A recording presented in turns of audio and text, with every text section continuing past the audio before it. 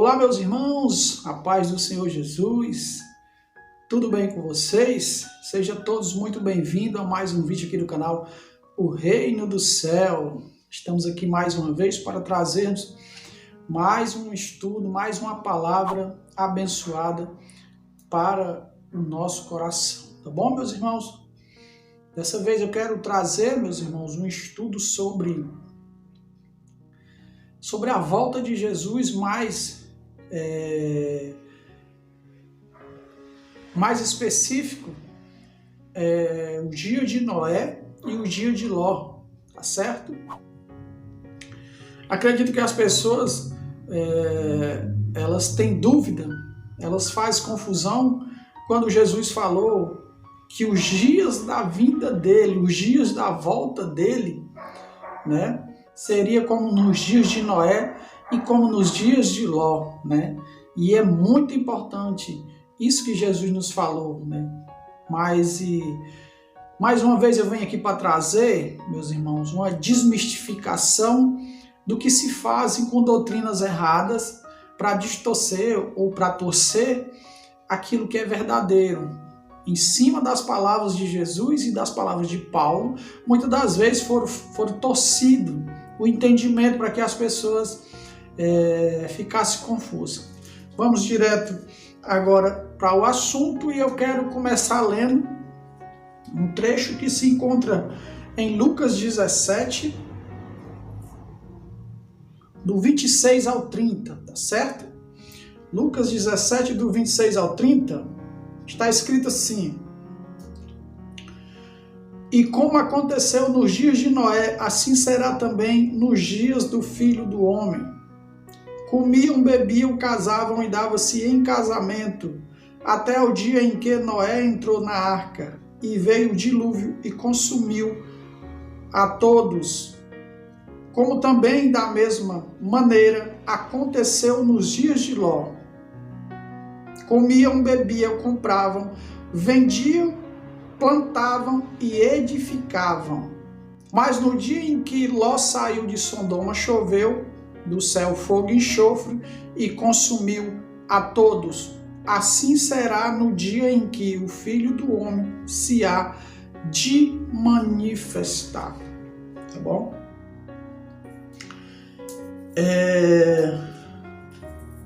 Do mesmo jeito que foi nos dias de Noé, será também nos dias de Ló. A Bíblia fala que nos dias de Noé, Noé foi pregoeiro da justiça. Agora aonde eu quero trazer a desmistificação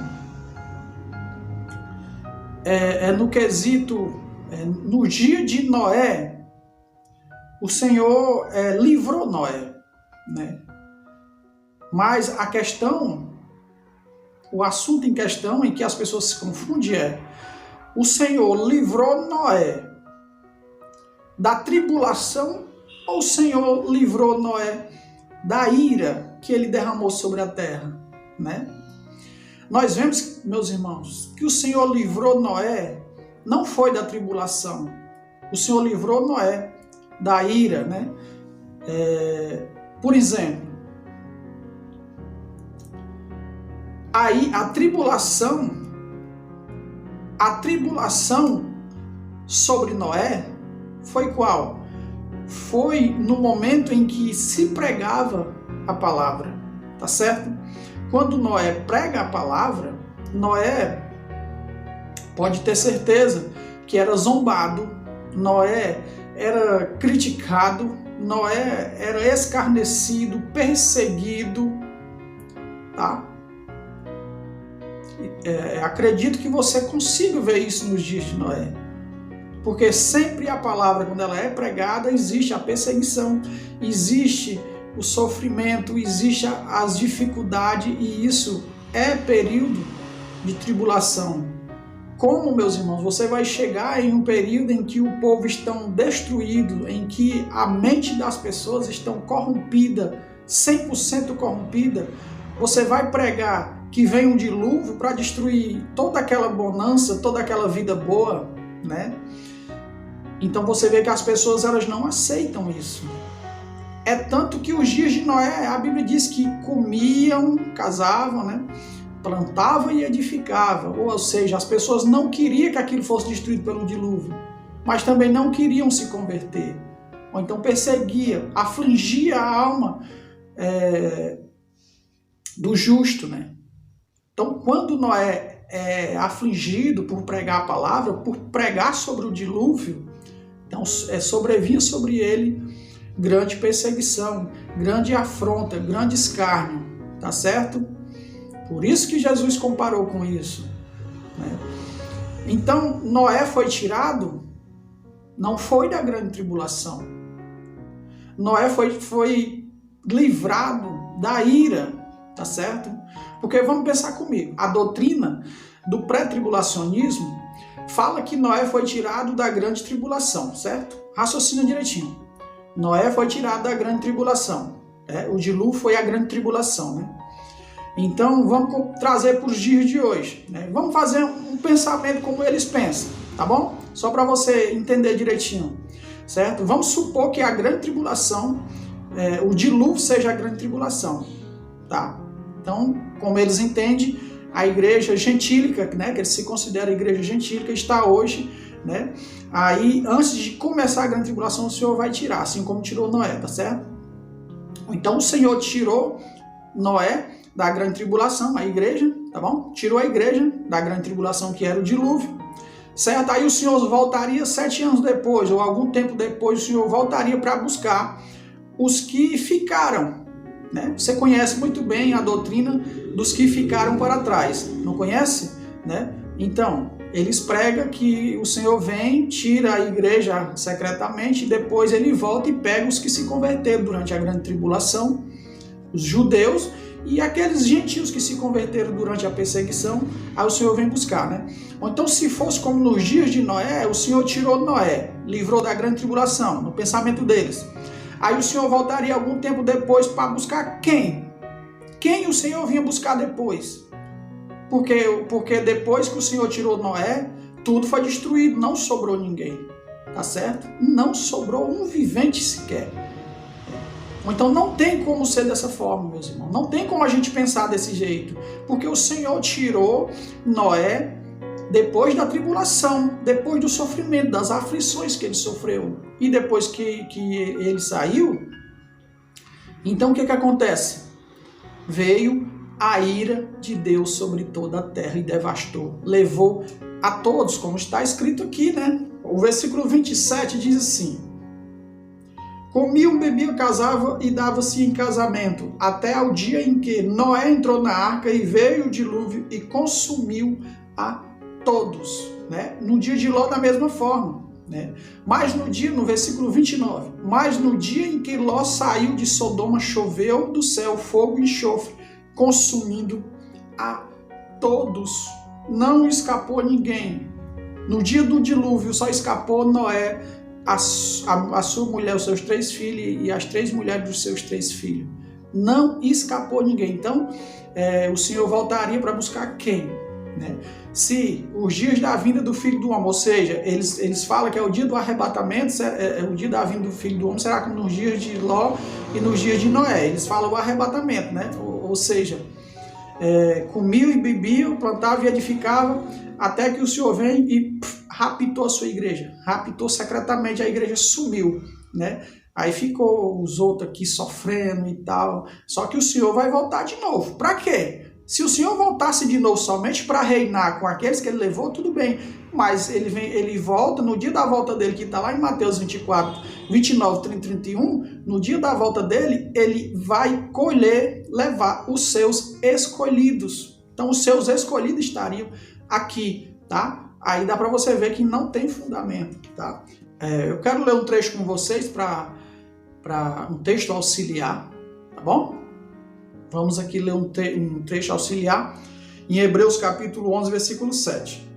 Pela fé, Noé, divinamente avisado das coisas que ainda não se viam, temeu e para a salvação da sua família, preparou a arca pela qual condenou o mundo e foi feito herdeiro da justiça, que é segundo a fé. Ou seja, Noé divinamente avisado, né? Ou seja, Noé era o pai de família, né? Como diz lá em Lucas e lá em Mateus, né? Se o pai de família soubesse a que hora da noite vinha, vigiaria e não deixava arrombar a sua casa. Então Noé é comparado com o pai de família que vigiou e a sua casa não foi arrombada, porque ele vigiou. Ele não sabia o dia e a hora, mas ele sabia os tempos, né? Também isso é dito nos evangelhos, né? Ou então, Noé, as pessoas viviam tranquila, comendo, bebendo, casando, plantando, edificando tranquila. Não é diferente hoje, meus irmãos. Não é diferente. Se nós associarmos todas as leis, todos os costumes, tudo aquilo que o mundo oferece, nós continuamos numa boa plantando, né? Depois que for adaptado o sistema nesse mundo, o sistema tiver 100% funcionando, todo mundo vai ficar numa boa, tá bom? Então Noé, como diz aqui em Hebreu, né?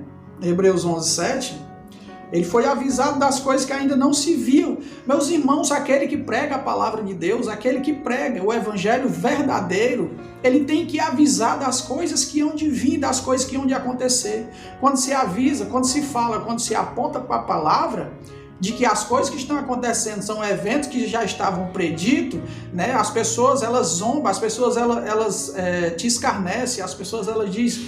Essa pessoa só fala, é uma pessoa que se diz de Deus, mas só prega calamidade, só prega destruição, só prega sofrimento. Não é isso que a gente quer paz, a gente quer descanso, a gente quer liberdade, a gente quer viver livre. Meus irmãos, as escrituras elas têm que se cumprir, tá bom? Elas têm que se cumprir, as escrituras. Eu quero também ler um trecho auxiliar que está em 2 Pedro 2,5, para nós ver o que Noé, como Noé vivia, o que acontecia com Noé, tá bom? E não perdoou ao mundo antigo, mas guardou a Noé, pregoeiro da justiça, com mais 7 pessoas, ao trazer o dilúvio sobre o mundo dos ímpios. Quando o Senhor Jesus voltar, ele vai trazer destruição sobre o mundo dos ímpios, mas os seus serão tirados após a tribulação, tá bom? Nós vemos aqui que Noé era pregoeiro da justiça, e quem prega a justiça, quem prega a verdade, sofre perseguição, né? Hoje ninguém vê isso, né? Porque o evangelho está sendo adaptado para que as pessoas recebam de bom grado, porque senão os locais não se enchem e os lucros não se veem, né? Então tem que ser prego um evangelho que passa a mão na cabeça, um evangelho que alivia, que distorce as doutrinas para aliviar, tá bom?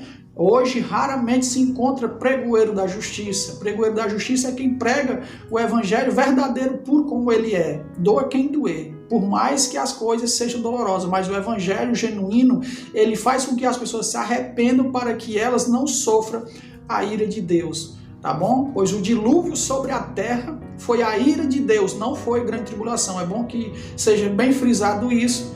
Foi o juízo de Deus sobre a terra, não foi grande tribulação. A grande tribulação já tinha acontecido antes, tá certo? Agora, meus irmãos, também os dias de Ló, foi dias de sofrimento antes dos anjos virem tirarem ele de lá, tá? Uma coisa interessante é que 3 anjos vieram para Abraão. Abraão, representando a igreja, né, também com Ló, Abraão vai clama a um dos anjos. Não sei se vocês já observaram, mas um dos anjos, era 3 anjos, um dos anjos, Abraão chama ele de Senhor, tá? Abraão chama um desses anjos de Senhor. Então Abraão, nós percebemos que um dos 3 anjos não era um anjo, mas era o próprio Cristo, tá bom? Talvez muitas pessoas vão achar estranho, o Cristo no Antigo Testamento, né? Mas era o Filho do Homem já no Antigo Testamento, né? Era 3 anjos, um deles era o Senhor, né? Certamente Deus não deixou a sua glória e desceu na terra, né? Mas o seu próprio Filho já veio ali, tipificado ali em anjo, né? Então o que acontece? Nós vemos ali o Senhor vindo, né? O Senhor mais 2 anjos, né? O Senhor vai vir com os anjos. E lá já tipificava o Senhor vindo com os anjos. E Abraão clamando por aquele que estava dentro da cidade, né? Abraão estava fora da cidade, clamando pelo aquele que estava dentro da cidade, que era o sobrinho dele, Ló. Então o que acontece? Ló estava lá, mas Ló era afligido a sua alma porque estava no meio de uma nação ímpia e corrompida, destruída totalmente. Só tinha Ló, que era justo, naquela cidade chamada Sodoma. Tá certo? Então Abraão clama, mas Abraão fica com o terceiro, Abraão fica com um dos anjos conversando, clamando, e os outros 2 vão para a destruição da cidade de Sodoma, né? Então, da mesma forma, é a vinda do Filho do Homem. O Senhor vem com os seus anjos e o Senhor para aqui nos ares, nas nuvens, né? Então, ele envia os seus anjos até o local onde está os seus escolhidos, e ali eles vão tirar os seus escolhidos para as nuvens. Então, o Senhor derramará a sua ira sobre os ímpios, sobre a terra, né? Aí eu quero ler 2 Pedro 2, né? Quero continuar aqui em 2 Pedro. Eu quero ler do 7 ao 9. Somente do 7 ao 9. E livrou o justo Ló, enfadado da vida dissolutas dos homens abomináveis. Isso aqui não é grande tribulação? Quando você se enfada, aonde você é afligido, né? Isso não é grande tribulação? Nós não vivemos dessa forma hoje, afligido, atribulado, porque dificilmente se encontrar pessoas com o pensamento nas Escrituras, né? Se encontra pessoas que querem lhe auxiliar, mas pessoas totalmente corrompidas, obedecendo doutrinas de homem. Tá? Versículo 8. Porque este justo, habitando entre eles, afligia todos os dias a sua alma justa, pelo que via e ouvia sobre as suas obras injustas. Ou seja, a sua alma era afligida pelo que ele via e ouvia, né? É diferente hoje, meus irmãos? É diferente hoje. Você imagine quando entrar a grande tribulação. Aí você imagina quando entrar. Nós ainda não entramos. Nós estamos já no princípio já de entrar na grande tribulação. Imagine quando entrar. Certo? Versículo 9. Assim, sabe o Senhor livrar da tentação os piedosos e reservar os injustos para o dia de juízo, para serem castigados.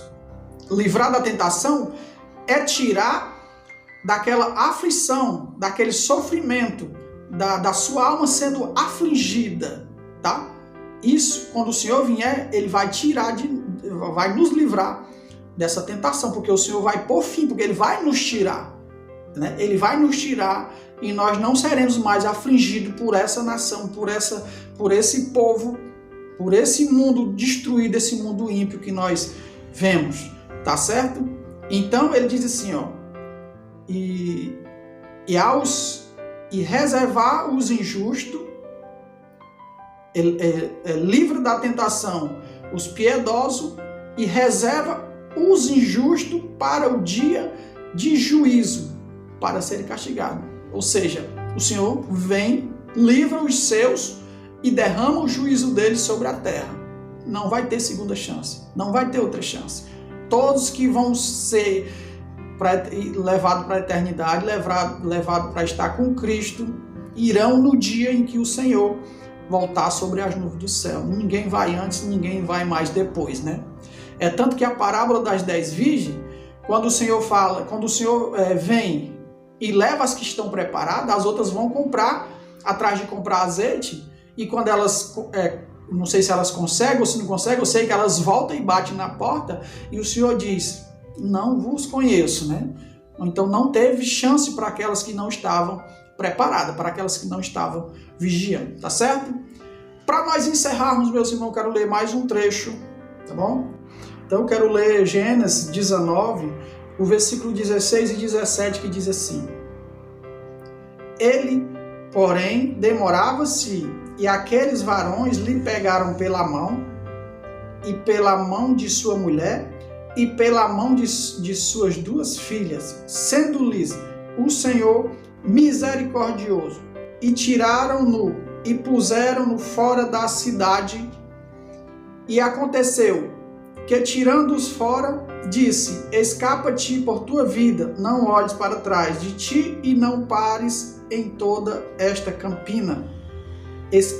Escapá-la para o monte, para que não pereçam. Nós vemos aqui os anjos colhendo o povo daquela cidade, o povo que era afligido naquela cidade. Os anjos vêm, pegam pelas mãos de Ló, né? Quando começa o versículo 16, ele, porém, demorava-se, Ló demorava-se, e aqueles varões, ou seja, aqueles anjos, lhe pegaram pela mão, e pela mão de sua mulher, e pela mão de suas 2 filhas. Olha para esse trecho, meus irmãos. O Senhor está nas nuvens, os seus anjos colherão os seus escolhidos desde um a outro, a extremidade do céu.